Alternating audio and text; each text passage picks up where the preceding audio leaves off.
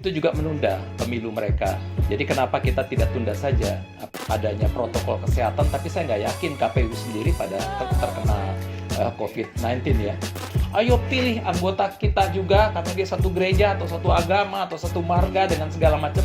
Nanti yuk kasih APBD, kalau terpilih yuk nanti bantu kami dalam izin gereja. Itu kan transaksi sebetulnya. Kan gitu, transaksi dalam cara yang lain kan gitu.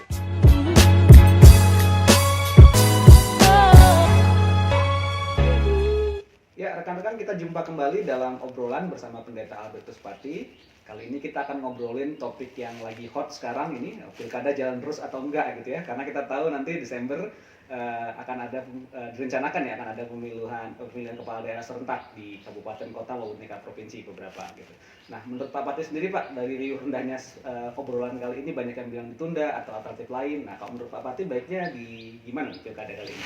Ya, ada dua institusi Islam ya, yaitu NU dan Muhammadiyah yang mengeluarkan pernyataan kalau boleh ditunda ini pilkada tanggal 9 Desember ini karena memang resikonya terlalu berat ya sehubungan dengan adanya pandemi COVID-19 ini. Kan kita tahu bahwa ada ratusan ribu orang yang terkena COVID, kemudian ada puluhan ribu orang yang meninggal.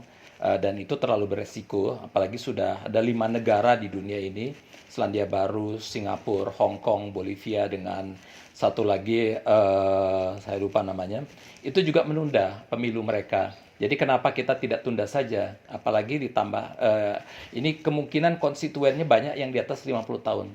Mereka akan terpapar oleh pandemi COVID ini, meskipun KPU bilang dia mengeluarkan adanya protokol kesehatan, tapi saya nggak yakin KPU sendiri pada terkena COVID-19 ya. Jadi menurut saya sepanjang DPR tidak mengeluarkan pernyataan yang jelas kenapa mereka meneruskan itu, maka keputusan mereka ini tidak bisa dipertanggungjawabkan secara moral dan etis. Oleh karena itu kalau ditanya saya gimana sebaiknya, ya tunda dulu lah. Ini situasinya ini kan lagi begini ya.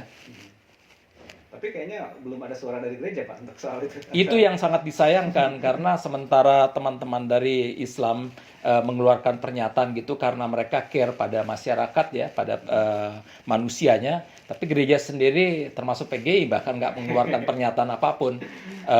Ini sangat disayangkan bagi saya. Oke.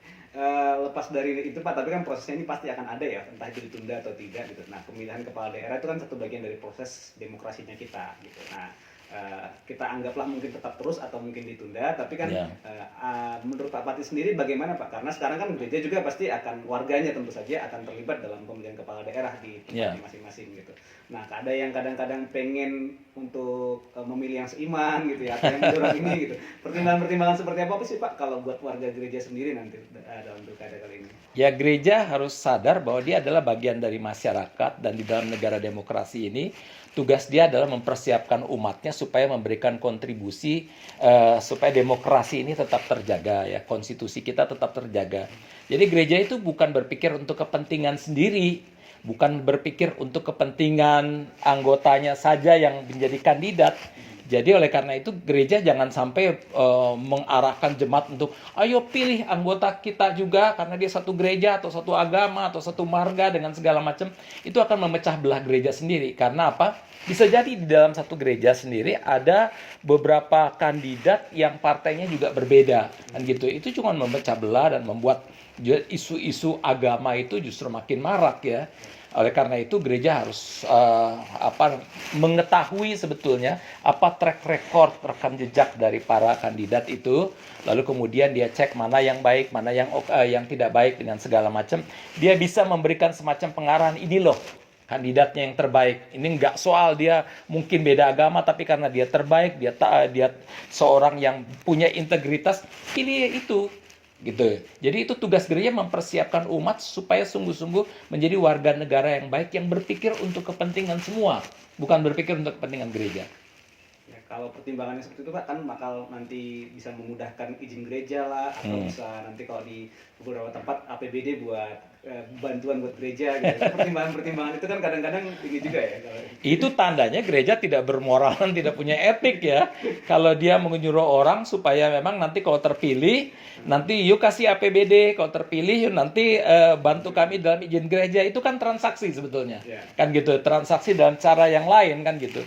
Padahal mestinya kalau gereja tahu bahwa yang dipilih adalah mereka yang sungguh-sungguh nasionalis, sungguh-sungguh berintegritas dan berpikir untuk semua, itu kalau memang dia harus mendapatkan bantuan, ya dia pasti dapat bantuan kan gitu. Tapi bantuan bukan cuma untuk dia saja, bantuan untuk semua kan, karena tugasnya kepala daerah itu kan harus mengayomi semua. Dia mesti menjadi abdi bagi seluruh warga masyarakat apapun agama dan etniknya. Jadi sekali lagi tugas gereja adalah mempersiapkan anggotanya supaya bukan saja berpartisipasi tetapi juga mengawasi, mengontrol, karena akan ada banyak mungkin politik uang, akan mungkin ada banyak politik agama dengan segala macam.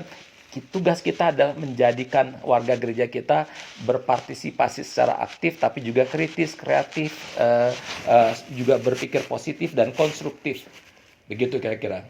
Nah, pesan Bapak sih buat kita nanti para pemilih ini ya, nanti ada yang muda, ada yang tua, ada yang dari berbagai ini, tapi warga gereja kira-kira apa yang terbaik untuk dilakukan di pilkada di tempatnya masing-masing, Pak? Hal yang paling pertama mesti dilakukan adalah ketika mau memilih, pilihlah dengan tetap menjaga protokol kesehatan. Jangan sampai malah kemudian jadi mati ya.